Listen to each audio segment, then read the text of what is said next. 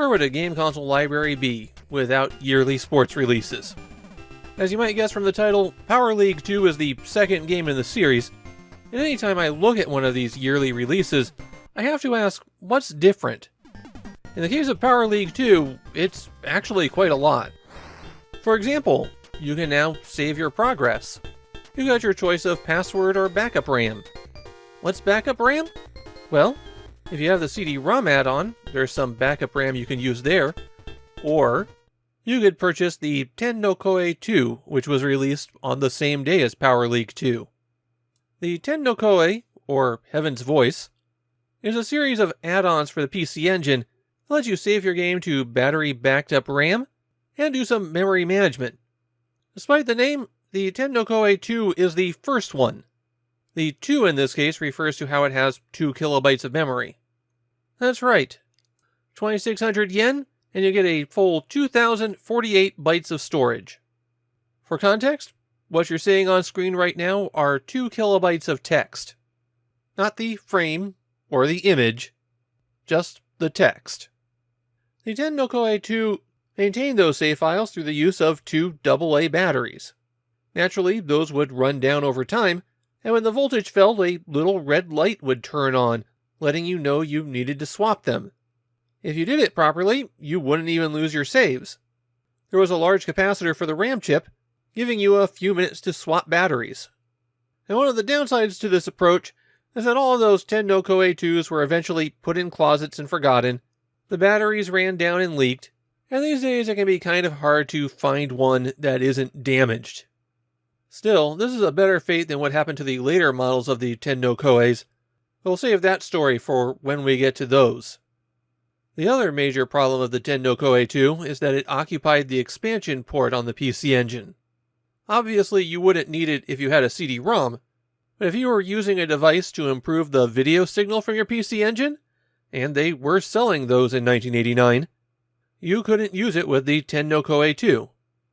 Any game that supports the Ten no Koe has a little picture of a battery on the front cover. Most of the games that supported are Hudson games, but there are a few from other publishers. Alright, let's get back to Power League II, and it offers 5 different game modes. Versus is solely a 2-player mode, and Open is what you want to select if you want to play just one game against the computer. Pennant mode is the season, and All-Star puts the best players from the league's 2 divisions against each other. You have the ability to edit the All-Star team, selecting which players will be on it. So your favorite player will always make the cut. Finally, there's a home run derby to practice your batting skills. You choose a number of pitches and then just stand there and swing. The view on the field is very different, and it never shows you first or third base. There's not even little cutout windows for that. The game plays a lot faster than Power League. The original Power League played at about the same pace as other baseball games, but Power League 2 goes fast. You have to think fast once the ball is in the air, because a play only lasts 5 to 10 seconds. You can set your fielding to be automatic, but that only means that your fielders will line up with the ball. You'll still have to control where they throw it to. Your fielders have gained the ability to jump after the ball, hit button 1 to jump straight into the air, hit button 2 to dive, though these tend to be of limited usefulness. You'll notice little icons pop up when players step up to bat. That tells you how they've been performing in the game so far, what they did in their previous at-bats. Once the game is over, you get a little wrap-up, which isn't uncommon in this kind of game, but then it also shows you a highlight of your best play of the game. The recap screen also has one more weird feature. It has an advertisement for Milo, a real-world chocolate drink. Power League II is a very early example of product placement in video games.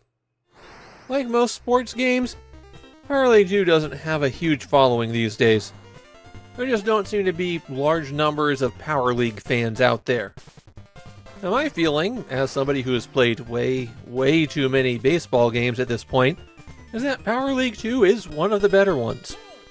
The fact that it plays so fast could be a plus or a minus depending on how well you can react to it, but I thought it gave the game a more natural feel.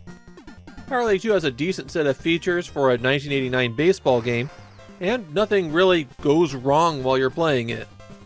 As low of bar as that is, you'd be surprised at how many games can't get over it.